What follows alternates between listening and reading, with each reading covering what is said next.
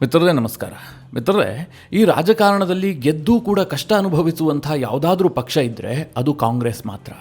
ಜೊತೆಗೆ ರಾಜಕಾರಣದಲ್ಲಿ ಒಂದು ಮಾತಿದೆ, ಅಧಿಕಾರಕ್ಕೆ ಬರಬೇಕು, ರಾಜಕೀಯದಲ್ಲಿ ಮೇಲೆ ಬರಬೇಕು ಅಂತಂದರೆ ಗಾಡ್ ಫಾದರ್ ಇರಬೇಕು, ಅಂದರೆ ನಮ್ಮನ್ನು ಹಿಂದಿನಿಂದ ಸಪೋರ್ಟ್ ಮಾಡುವಂಥ ನಾಯಕತ್ವ ಇರಬೇಕು ಅಂತ.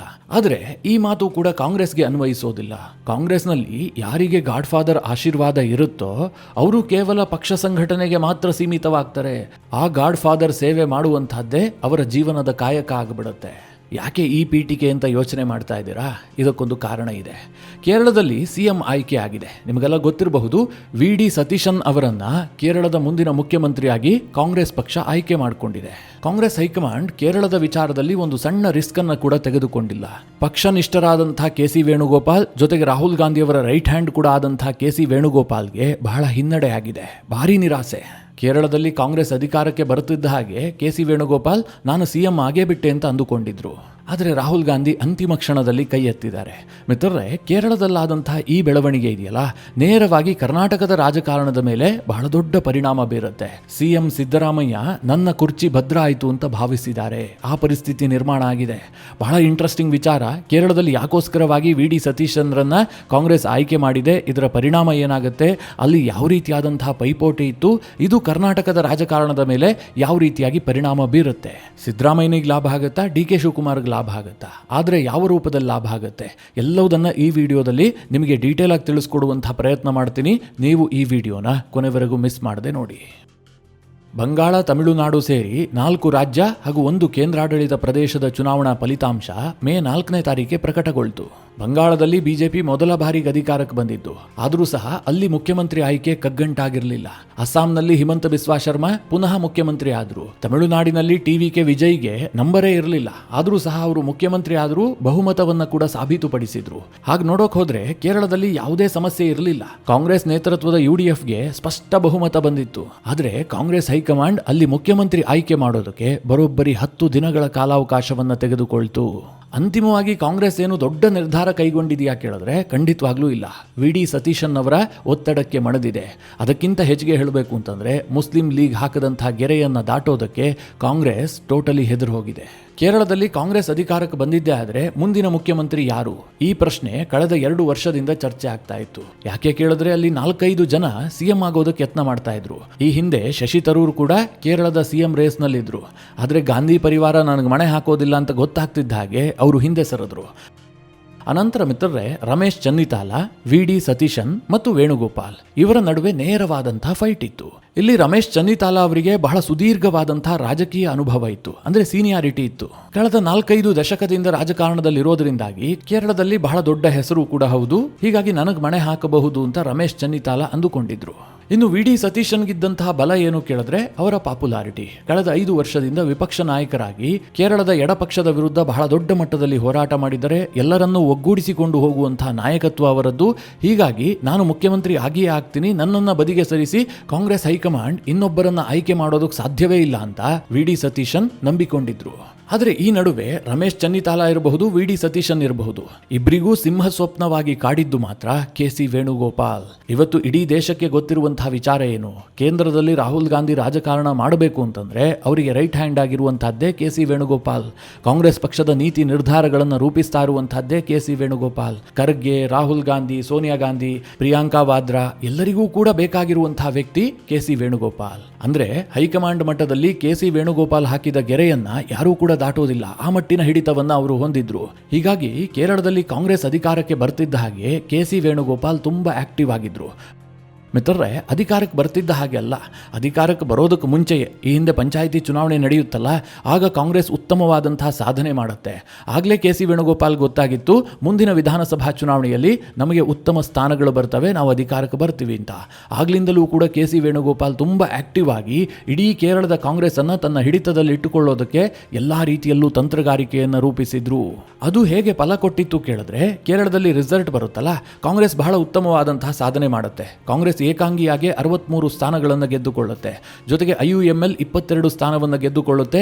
ಒಟ್ಟಾರೆಯಾಗಿ UDF ಕೂಟ ಇದೆಯಲ್ಲ, ಒಟ್ಟು 102 ಕ್ಷೇತ್ರವನ್ನು ಗೆದ್ದುಕೊಳ್ಳುತ್ತೆ. ಅಂದ್ರೆ ಒಂದು ಪ್ರಚಂಡ ಬಹುಮತ ಬರುತ್ತೆ. ಈ ಸಂದರ್ಭದಲ್ಲಿ KC ವೇಣುಗೋಪಾಲ್ಗೆ ಶಾಸಕರ ಬೆಂಬಲ ಜಾಸ್ತಿ ಸಂಖ್ಯೆಯಲ್ಲಿ ವ್ಯಕ್ತ ಆಗುತ್ತೆ. ಕಾಂಗ್ರೆಸ್ನಿಂದ 63 ಜನ ಗೆದ್ರೆ ಹತ್ತತ್ರ 45ರಿಂದ 50 ಶಾಸಕರು KC ವೇಣುಗೋಪಾಲ್ ಪರವಾಗಿ ಬ್ಯಾಟ್ ಬೀಸ್ತಾ ಇರ್ತಾರೆ.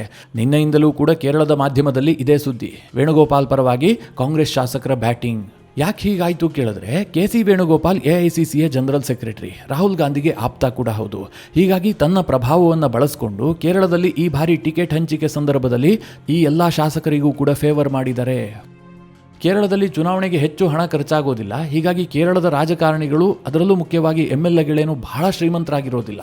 ಮೊದಲ ಬಾರಿಗೆ ಚುನಾವಣೆ ನಡೆಸುವಂಥವರಿಗೆ ಹಣ ಹೊಂದಿಸೋದೆಲ್ಲ ಕಷ್ಟ ಆಗುತ್ತಲ್ಲ, ಅದಕ್ಕೆಲ್ಲ ಹಣ ಹೊಂದಿಸೋದಕ್ಕೆ KC ವೇಣುಗೋಪಾಲ್ ಸಾಕಷ್ಟು ಸಪೋರ್ಟ್ ಮಾಡಿದ್ರು. ಈ ಕಾರಣದಿಂದಾಗಿ MLAಗಳ ಸಪೋರ್ಟ್ ಇದೆಯಲ್ಲ, KC ವೇಣುಗೋಪಾಲ್ಗೆ ದೊಡ್ಡ ಸಂಖ್ಯೆಯಲ್ಲೇ ಇತ್ತು. ಇದು VD ಸತೀಶನ್ಗೆ ಬಹಳ ದೊಡ್ಡ ತಲೆನೋವಾಗಿತ್ತು. ಅದಕ್ಕೆ VD ಸತೀಶನ್ ಯಾವ ಕಾರ್ಡನ್ನು ಪ್ಲೇ ಮಾಡ್ತಾರೆ ಅಂತಂದ್ರೆ, ಒಂದು ವೇಳೆ ನಾನೇನಾದರೂ ಮುಖ್ಯಮಂತ್ರಿ ಆಗಿಲ್ಲ ಅಂತಾದ್ರೆ ನಾನು ಸಂಪುಟವನ್ನು ಪ್ರವೇಶ ಮಾಡೋದಿಲ್ಲ, ಯಾವುದೇ ಕಾರಣಕ್ಕೂ ಕೂಡ ಕಾಂಗ್ರೆಸ್ ಸರ್ಕಾರದಲ್ಲಿ ಭಾಗಿಯಾಗೋದಿಲ್ಲ, ನಾನು ಹೊರಗುಳಿತೀನಿ ಅಂತ ಅವರೊಂದು ಬಾಂಬ್ ಸಿಡಿಸ್ತಾರೆ. ಇದಕ್ಕಿಂತ ದೊಡ್ಡ ವಿಚಾರ ಏನು ಗೊತ್ತಾ, VD ಸತೀಶನ್ಗೆ ತುಂಬಾ ಚೆನ್ನಾಗಿ ಗೊತ್ತಿತ್ತು ಕೇರಳದ ಮುಖ್ಯಮಂತ್ರಿ ಯಾರು ಅಂತ ಡಿಸೈಡ್ ಮಾಡೋದು ಕಾಂಗ್ರೆಸ್ಸು ಅಲ್ಲ, ಕಾಂಗ್ರೆಸ್ ಪಕ್ಷದ ಹೈಕಮಾಂಡ್ ಕೂಡ ಅಲ್ಲ. ಅದನ್ನ ನಿರ್ಧಾರ ಮಾಡುವಂತದ್ದು IUML, ಅಂದ್ರೆ ಇಂಡಿಯನ್ ಯೂನಿಯನ್ ಮುಸ್ಲಿಂ ಲೀಗ್. ಈ ಬಾರಿ ಕೇರಳದಲ್ಲಿ IUML 22 ಶಾಸಕರನ್ನ ಗೆದ್ದುಕೊಂಡಿದೆ. ಪ್ರಿಯಾಂಕಾ ವಾದ್ರಾ ವಯನಾಡಿನಲ್ಲಿ ಗೆಲ್ಲಬೇಕು ಅಂತಂದ್ರೆ IUML ನ ಪಾತ್ರ ಬಹಳ ಮುಖ್ಯ ಆಗುತ್ತೆ. ಇದನ್ನ VD ಸತೀಶನ್ ತುಂಬಾ ಚೆನ್ನಾಗಿ ಅರ್ಥ ಮಾಡ್ಕೊಂಡಿದ್ರು. ಹೀಗಾಗಿ VD ಸತೀಶನ್ IUML ಜೊತೆಗೆ ತುಂಬಾ ಚೆನ್ನಾಗಿದ್ರು. ಈ ಕಾರಣದಿಂದಾಗಿ IUML VD ಸತೀಶನ್ ಪರವಾಗಿ ಬ್ಯಾಟ್ ಬೀಸುತ್ತೆ. ಕೇರಳದಲ್ಲಿ ಮುಖ್ಯಮಂತ್ರಿ ಆಗೋದಾದ್ರೆ ಅದು VD ಸತೀಶನ್ ಮಾತ್ರ ಅಂತ IUML ಹೇಳುತ್ತೆ. ಮಿತ್ರರೇ, ಶಂಖದಿಂದ ಬಂದ್ರೆ ತೀರ್ಥ. ಅನಂತರದಲ್ಲಿ ರಾಹುಲ್ ಗಾಂಧಿ ಆಗಲಿ ಖರ್ಗೆ ಆಗಲಿ ಮಾತನಾಡೋದಕ್ಕೇನು ಉಳಿದಿಲ್ಲ. ಒಂದು ಕಡೆ VD ಸತೀಶನ್ ಹೇಳ್ತಾ ಇದ್ದಾರೆ, ಒಂದು ವೇಳೆ ನಾನು ಮುಖ್ಯಮಂತ್ರಿ ಆಗಿಲ್ಲ ಅಂತಾದರೆ ನಾನು ಸಂಪುಟದಿಂದ ಹೊರಗುಳಿತೀನಿ, ಇತರೆ ಯಾವುದೇ ಅಧಿಕಾರವನ್ನು ಸ್ವೀಕರಿಸೋದಿಲ್ಲ. ಅಂದರೆ ಗೃಹ ಮಂತ್ರಿ ಅಂತಾಗಲಿ ಉಪಮುಖ್ಯಮಂತ್ರಿ ಆಗಲಿ ಯಾವುದನ್ನು ಸ್ವೀಕರಿಸೋದಿಲ್ಲ, ನಾನು ಕೇವಲ MLA ಆಗಿ ಉಳಿದು ಬಿಡ್ತೀನಿ ಅಂತ VD ಸತೀಶನ್ ಹೇಳ್ತಾರೆ. IUML ಬೇರೆ VD ಸತೀಶನ್ಗೆ ಬೆಂಬಲ ಕೊಡ್ತಾ ಇದೆ. ಹೀಗಾಗಿ ಕಾಂಗ್ರೆಸ್ ಹೈಕಮಾಂಡ್ ಯೋಚನೆ ಮಾಡುತ್ತೆ, ಈ ಸಂದರ್ಭದಲ್ಲಿ KC ವೇಣುಗೋಪಾಲ್ ಅವರನ್ನು ಮನವೊಲಿಸುವಂತಹದ್ದೇ ಸೂಕ್ತ. ಒಂದು ವೇಳೆ ನಾವೇನಾದರೂ VD ಸತೀಶನ್ ಮತ್ತು IUML ಅನ್ನು ಎದುರು ಹಾಕಿಕೊಂಡು ಕೇರಳದಲ್ಲಿ ಸರ್ಕಾರ ರಚನೆ ಮಾಡಿದ್ದೇ ಆದರೆ ಕೇರಳ ಕಾಂಗ್ರೆಸ್ ಯಾವಾಗ ಬೇಕಾದರೂ ವಿಭಜನೆ ಆಗಬಹುದು. ಇಂತಹ ಆತಂಕ ರಾಹುಲ್ ಗಾಂಧಿ ಮತ್ತು ಮಲ್ಲಿಕಾರ್ಜುನ ಖರ್ಗೆಗೆ ಉಂಟಾಗುತ್ತೆ. ಹೀಗಾಗಿ ಅನಿವಾರ್ಯವಾಗಿ ತನ್ನ ಅತ್ಯಂತ ಆಪ್ತನಾಗಿದ್ದಂತಹ KC ವೇಣುಗೋಪಾಲ್ರನ್ನ ಮನವೊಲಿಸ್ತಾರೆ. ಪಕ್ಷದ ಹಿತದೃಷ್ಟಿಯಿಂದ ತ್ಯಾಗ ಮಾಡಬೇಕು ಅನ್ನುವಂತಹ ಸೂಚನೆ ಕೊಡುತ್ತಾರೆ. ಮಿತ್ರರೇ, KC ವೇಣುಗೋಪಾಲ್ಗೆ ಯಾವುದೇ ಆಪ್ಷನ್ ಇಲ್ಲ. ಅವರು ರಾಹುಲ್ ಗಾಂಧಿ ಮತ್ತು ಕಾಂಗ್ರೆಸ್ಗೆ ಅತ್ಯಂತ ಆಪ್ತರಾಗಿರುವಂತಹ ನಾಯಕ. ರಾಹುಲ್ ಗಾಂಧಿಗೂ ಕೂಡ ಅಷ್ಟೇ. ಅವರೇನೋ ರೆಬಲ್ ಆಗ್ತಾರೆ, KC ವೇಣುಗೋಪಾಲ್ ನಾಳೆ ಪಕ್ಷ ಬಿಟ್ಟು ಹೋಗಬಹುದು, ಶಾಸಕರನ್ನು ಗುಡ್ಡೆ ಹಾಕೋಬಹುದು, ಇದು ಯಾವುದೇ ಆತಂಕ ಇಲ್ಲ. ಎರಡನೇದಾಗಿ ರಾಹುಲ್ ಗಾಂಧಿಗೆ KC ವೇಣುಗೋಪಾಲ್ ದೆಹಲಿಯಲ್ಲಿರುವಂತಹದ್ದು ಅತ್ಯಂತ ಮುಖ್ಯ ಆಗುತ್ತೆ. KC ವೇಣುಗೋಪಾಲ್ ಇಲ್ಲ ಅಂತಂದ್ರೆ ರಾಹುಲ್ ಗಾಂಧಿಗೆ ಕೈಕಾಲೆ ಆಡೋದಿಲ್ಲ. ಹೀಗಾಗಿ ರಾಹುಲ್ ಗಾಂಧಿ KC ವೇಣುಗೋಪಾಲ್ ಅವರನ್ನ ಕನ್ವಿನ್ಸ್ ಮಾಡೋದಕ್ಕೆ ಯತ್ನ ಮಾಡ್ತಾರೆ. ವೇಣುಗೋಪಾಲ್ ಒಂದು ಹಂತಕ್ಕೆ ಕನ್ವಿನ್ಸ್ ಆಗಿ ಕಾಂಗ್ರೆಸ್ನ ಹೈಕಮಾಂಡ್ಗೆ ಮತ್ತೊಂದು ಷರತ್ತನ್ನು ವಿಧಿಸ್ತಾರೆ. ಅದೇನು ಕೇಳಿದ್ರೆ, ರಮೇಶ್ ಚೆನ್ನಿತಾಲ ತುಂಬಾ ಸೀನಿಯರ್ ಆಗಿದ್ದಾರೆ, ಹೀಗಾಗಿ ಮೊದಲ ಅವಧಿಗೆ ರಮೇಶ್ ಚೆನ್ನಿತಾಲ ಮುಖ್ಯಮಂತ್ರಿ ಆಗಲಿ, VD ಸತೀಶನ್ ಅವರನ್ನ ಉಪಮುಖ್ಯಮಂತ್ರಿ ಮಾಡಿ, ನಂತರದಲ್ಲಿ ಅಧಿಕಾರ ಹಂಚಿಕೆ ಮಾಡಿ, ಈ ರೀತಿಯ ಒಂದು ಸೂತ್ರವನ್ನ ಕೂಡ KC ವೇಣುಗೋಪಾಲ್ ಮುಂದಿಡ್ತಾರೆ. ಮಿತ್ರರೇ, ರಾಜಕಾರಣ ಅಂತಂದ್ರೆ ಹಾಗೆ. VD ಸತೀಶನ್ ಏನಾದರೂ ಮುಖ್ಯಮಂತ್ರಿ ಆಗಿದ್ದೇ ಆದ್ರೆ KC ವೇಣುಗೋಪಾಲ್ಗೆ ಮುಖ್ಯಮಂತ್ರಿ ಹಾದಿ ಟೋಟಲಿ ಬಂದ್ ಆಗುತ್ತೆ. ಯಾಕೆ ಕೇಳಿದ್ರೆ, VD ಸತೀಶನ್ಗೆ ಏಜ್ ಕಡಿಮೆ ಇದೆ, ಜೊತೆಗೆ ಅವರೊಬ್ಬ ಮಾಸ್ ಲೀಡರ್ ಕೂಡ ಹೌದು. ಒಮ್ಮೆ ಅಧಿಕಾರ ಸಿಕ್ತು ಅಂತಂದ್ರೆ ಮತ್ತೆ ಅಧಿಕಾರದಿಂದ ಇಳಿಸೋದಕ್ಕೆ ಸಾಧ್ಯ ಇಲ್ಲ. ಅದೇ ಒಂದು ವೇಳೆ ರಮೇಶ್ ಚೆನ್ನಿತಾಲ ಮುಖ್ಯಮಂತ್ರಿ ಆಗಿದ್ದೇ ಆದ್ರೆ ಅವ್ರಿಗೆ ಏಜ್ ಆಗಿದೆ, ತುಂಬಾ ಸೀನಿಯರ್, ಹೀಗಾಗಿ 2.5 ವರ್ಷದ ಸೂತ್ರವನ್ನ ರೆಡಿ ಮಾಡಿದ್ದೇ ಆದ್ರೆ ಅವರು 2.5 ವರ್ಷದ ನಂತರ ರಾಜೀನಾಮೆ ಕೊಡುವಂತಹ ಸಂದರ್ಭದಲ್ಲಿ KC ವೇಣುಗೋಪಾಲ್ ಮತ್ತೆ ಪೈಪೋಟಿ ನಡೆಸಬಹುದು. ಅಷ್ಟೊತ್ತಿಗೆ ಅವರ ಲೋಕಸಭಾ ಅವಧಿಯೂ ಕೂಡ ಮುಗಿತಾ ಬಂದಿರುತ್ತೆ. ಹೀಗೊಂದು ಲೆಕ್ಕಾಚಾರ ಹಾಕಿ KC ವೇಣುಗೋಪಾಲ್ ಹೊಸ ಸೂತ್ರವನ್ನ ರೆಡಿ ಮಾಡ್ತಾರೆ. ಅದಕ್ಕೂ ಸಹ VD ಸತೀಶನ್ ಒಪ್ಪೋದಿಲ್ಲ. ಆದ್ರೆ ಮುಖ್ಯಮಂತ್ರಿ, ಇಲ್ಲದೆ ಹೋದ್ರೆ ನಾನು ಹೊರಗುಳಿತೀನಿ, ಇದಿಷ್ಟನ್ನೇ VD ಸತೀಶನ್ ಹೇಳಿದ್ದು. ಇದಕ್ಕೂ ಮುಖ್ಯವಾಗಿ ಒಂದು ವೇಳೆ VD ಸತೀಶನ್ ಅವರನ್ನ ಮುಖ್ಯಮಂತ್ರಿ ಮಾಡದೇ ಇದ್ರೆ ರಾಹುಲ್ ಗಾಂಧಿ ಅವರೇ ಹಾಗೆ ಪ್ರಿಯಾಂಕಾ ವಾದ್ರಾ ಅವರೇ, ನೀವು ವಯನಾಡನ್ನ ಮರೆತು ಬಿಡಿ, ಈ ರೀತಿಯ ಪೋಸ್ಟರ್ಗಳು ಇಡೀ ಕೇರಳದಾದ್ಯಂತ ಸದ್ದು ಮಾಡಿತ್ತು. ಇದೆಲ್ಲವೂ ಕೂಡ ಕಾಂಗ್ರೆಸ್ಗೆ ಸಹಜವಾಗಿ ಒತ್ತಡ ತಂದಿದೆ. ಹೀಗಾಗಿ ರಾಹುಲ್ ಗಾಂಧಿ ಅವರು ಸೇಫ್ ಅಂತ VD ಸತೀಶನ್ ಅವರನ್ನ ಮುಖ್ಯಮಂತ್ರಿಯಾಗಿ ನೇಮಕ ಮಾಡಿದ್ದಾರೆ. ಮಿತ್ರರೇ, ಕೇರಳದಲ್ಲಿ VD ಸತೀಶನ್ ಮುಖ್ಯಮಂತ್ರಿ ಆಗಿರೋದ್ರಿಂದ ಕಾಂಗ್ರೆಸ್ ತುಂಬಾ ಸೇಫ್ ಆಗಿದೆ. ಅಲ್ಲೇನೋ ಬಂಡಾಯ ಆಗಿಬಿಡುತ್ತೆ, ಶಾಸಕರು ಒಂದಷ್ಟು ಸಂಖ್ಯೆಯಲ್ಲಿ ಹೊರ ಹೋಗ್ತಾರೆ, ಈ ರೀತಿಯ ಯಾವ ಚಿತ್ರಣವೂ ಕೂಡ ಇಲ್ಲ. ಆದರೆ ಕೇರಳದ ಈ ಬೆಳವಣಿಗೆ ಇದೆಯಲ್ಲ, ಸಿದ್ದರಾಮಯ್ಯನವರಿಗೆ ನಿಟ್ಟುಸಿರು ಬಿಡುವಂತೆ ಮಾಡಿದೆ. ಕೇರಳದಲ್ಲಿ ವಿ.ಡಿ. ಸತೀಶನ್ ಮುಖ್ಯಮಂತ್ರಿ ಆಗ್ತಿದ್ದ ಹಾಗೆ ಸಿದ್ದರಾಮಯ್ಯನವರು ತುಂಬಾ ಪವರ್ಫುಲ್ ಆದ್ರು. ಇದನ್ನ ಕೇಳಿ ನಿಮಗೆ ಆಶ್ಚರ್ಯ ಆಗಬಹುದು, ಆದ್ರೂ ಕೂಡ ಸತ್ಯ. ಯಾಕೆ ಗೊತ್ತಾ? ಇವತ್ತು ಕೇರಳದಲ್ಲಿ ವಿ.ಡಿ. ಸತೀಶನ್ ಇದಾರಲ್ಲ, ಅವರೊಬ್ರು ಮಾಸ್ ಲೀಡರ್. ಅವರಿಗೆ ಜನ ಬೆಂಬಲ ಇತ್ತು. ಅಲ್ಲಿನ ಮುಸ್ಲಿಂ ನಾಯಕರು ಕೂಡ ವಿ.ಡಿ. ಸತೀಶನ್ಗೆ ಬೆಂಬಲ ಕೊಡ್ತಾ ಇದ್ರು. ಜೊತೆಗೆ ನಾಯರ್ ಸಮುದಾಯದ ಪ್ರಬಲ ನಾಯಕ. ಕರ್ನಾಟಕದಲ್ಲಿ ಸಿದ್ದರಾಮಯ್ಯನವರು ಕೂಡ ಅದೇ ರೀತಿಯ mass leader. Ahinda vote bank ಅನ್ನ ಗಟ್ಟಿಯಾಗಿ ಹಿಡಿದಿಟ್ಟುಕೊಂಡಂತವರು. ಈಗ ಕಾಂಗ್ರೆಸ್ ವಿ.ಡಿ. ಸತೀಶನ್ರನ್ನ ಮುಖ್ಯಮಂತ್ರಿ ಮಾಡುವ ಮೂಲಕ ಯಾರು ಮಾಸ್ ಲೀಡರ್ ಇರ್ತಾರೋ ನಾವು ಅವರನ್ನ ಎದುರುಹಾಕೊಳ್ಳೋದಿಲ್ಲ, ಈ ರೀತಿಯ ಸಂದೇಶವನ್ನ ಕೊಟ್ಟಿದೆ. ಎರಡನೇದಾಗಿ ವಿ.ಡಿ. ಸತೀಶನ್ ಹೈಕಮಾಂಡ್ ಹೇಳಿದ್ದೆಲ್ಲವನ್ನ ಕೇಳ್ತಾರೆ ಅಂತ ಏನಿರಲಿಲ್ಲ. ಅವರು ಕೂಡ 6 ಬಾರಿಯ ಶಾಸಕ, ಕಾಂಗ್ರೆಸ್ನಲ್ಲೇ ಇದ್ದಿದ್ದು ಎಲ್ಲವೂ ಕೂಡ ಹೌದು. ಆದ್ರೆ ಅವರು ಕಾಂಗ್ರೆಸ್ ಹೈಕಮಾಂಡ್ಗೆ ಅಷ್ಟೆಲ್ಲ ನಿಷ್ಠರಾಗಿರ್ತಾರೆ ಎನ್ನುವಂತಹ ಯಾವುದೇ ಗ್ಯಾರಂಟಿ ಇರಲಿಲ್ಲ. ಕರ್ನಾಟಕದಲ್ಲಿಯೂ ಕೂಡ ಅಷ್ಟೇ. ಡಿ.ಕೆ. ಶಿವಕುಮಾರ್ಗೆ ಕಂಪೇರ್ ಮಾಡಿದ್ರೆ ಸಿದ್ದರಾಮಯ್ಯ ತುಂಬಾ ಮಾಸ್ ಲೀಡರ್. ಕಾಂಗ್ರೆಸ್ ಹೈಕಮಾಂಡ್ಗೆ ನಿಷ್ಠೆ ತೋರಿಸಿಯೇ ಬಿಡ್ತಾರೆ ಅಂತ ಹೇಳೋದಕ್ಕೂ ಸಾಧ್ಯ ಇಲ್ಲ. ಯಾಕೆಂತಂದ್ರೆ ಅವರ ಮೂಲ JDS, ಅವರ ಜೊತೆಗೆ ಒಂದು ದೊಡ್ಡ ವೋಟ್ ಬ್ಯಾಂಕ್ ಇದೆ. ಅವರು ಪಕ್ಷವನ್ನ ಯಾವ ರೀತಿಯಾಗಿ ಬೇಕಾದರೂ ಡಿಸ್ಟರ್ಬ್ ಮಾಡಬಹುದು. ನಾಳೆ ಒಂದು ಹೊಸ ಪಕ್ಷ ಕಟ್ತೀನಿ ಅಂತಂದ್ರೆ ಕಾಂಗ್ರೆಸ್ ನುಚ್ಚು ನೂರಾಗ್ಬಿಡುತ್ತೆ. ಹೀಗಾಗಿ ಕಾಂಗ್ರೆಸ್ ಅಷ್ಟು ಈಸಿಯಾಗಿ ಡಿ.ಕೆ. ಶಿವಕುಮಾರ್ ಅವರನ್ನ ಕರ್ನಾಟಕದಲ್ಲಿ ಪ್ರತಿಷ್ಠಾಪನೆ ಮಾಡೋದಕ್ಕೆ ಹೋಗೋದಿಲ್ಲ. ಕೇರಳದಲ್ಲಿ ಹೇಗೆ ಕೆ.ಸಿ. ವೇಣುಗೋಪಾಲ್ರನ್ನ ಮನವೊಲಿಸ್ತೋ ಅದೇ ರೀತಿಯಾಗಿ ಡಿ.ಕೆ. ಶಿವಕುಮಾರ್ ಅವರ ಮನವೊಲಿಕೆಯೂ ಕೂಡ ನಡೆಯುತ್ತೆ. ಡಿ.ಕೆ. ಶಿವಕುಮಾರ್ ಅವರೇ, ಕರ್ನಾಟಕದಲ್ಲಿ ಹೇಗಿದ್ರು ಬಿಜೆಪಿ ವೀಕ್ ಆಗಿದೆ. ನೆಕ್ಸ್ಟ್ ಎಲೆಕ್ಷನ್ ನಲ್ಲಿ ನಾವೇ ಅಧಿಕಾರಕ್ಕೆ ಬರುವಂತಹ ಸಾಧ್ಯತೆಗಳು ಜಾಸ್ತಿ ಇದೆ. ಹೀಗಾಗಿ ನೀವು ಮುಂದೆ ಮುಖ್ಯಮಂತ್ರಿ ಆಗಿ, ನಿಮಗೆ ಯಾವುದೇ ಡಿಸ್ಟರ್ಬೆನ್ಸ್ ಇರೋದಿಲ್ಲ. ಈ ಅವಧಿಯಲ್ಲಿ ಸಿದ್ದರಾಮಯ್ಯನವರನ್ನ ಕಂಟಿನ್ಯೂ ಮಾಡುವಂತಹದ್ದೇ ಪಕ್ಷಕ್ಕೆ, ನಮಗೆ, ನಿಮಗೆ ಎಲ್ಲ ಸೇಫ್ ಅಂತ ಕಾಂಗ್ರೆಸ್ ಹೈಕಮಾಂಡ್ ಡಿ.ಕೆ.ಶಿ ಅವರ ಮೂಗಿಗೆ ತುಪ್ಪ ಸವರುವಂತಹ ಸಾಧ್ಯತೆ ಜಾಸ್ತಿ ಇದೆ. ಇದರ ಜೊತೆಗೆ ಈ ಪಂಚರಾಜ್ಯ ಚುನಾವಣೆ ಆದ ಬಳಿಕ ಸಿದ್ದರಾಮಯ್ಯನವರು ಮತ್ತಷ್ಟು ಪವರ್ಫುಲ್ ಹೇಗಾಗ್ತಾರೆ ಕೇಳಿದ್ರೆ, ಇವತ್ತು ಕಾಂಗ್ರೆಸ್ ಕೇವಲ 4 ರಾಜ್ಯದಲ್ಲಿ ಮಾತ್ರ ಅಧಿಕಾರದಲ್ಲಿದೆ. ಆ 4 ರಾಜ್ಯಗಳ ಪೈಕಿ ಅಹಿಂದ ಮುಖ್ಯಮಂತ್ರಿ ಇರುವಂತಹದ್ದು ಕೇವಲ ಕರ್ನಾಟಕದಲ್ಲಿ ಮಾತ್ರ. ರಾಹುಲ್ ಗಾಂಧಿ ಅವರು OBC ರಾಜಕಾರಣವನ್ನ ಇಡೀ ದೇಶಾದ್ಯಂತ ಮಾಡ್ತಾರೆ. ಅಂತಹದ್ರಲ್ಲಿ ಇರುವಂತಹ OBC ನಾಯಕ, ಅದರಲ್ಲೂ ಅಹಿಂದ ವರ್ಗದ ನಾಯಕನನ್ನ ಕೆಳಗಿಳಿಸಿ ಒಕ್ಕಲಿಗ ಸಮುದಾಯದ ಮುಖ್ಯಮಂತ್ರಿ ಮಾಡಿದ್ದೆ ಆದ್ರೆ ದೇಶಕ್ಕೆ ಏನ್ ಸಂದೇಶ ಹೋದಂಗಾಗತ್ತೆ.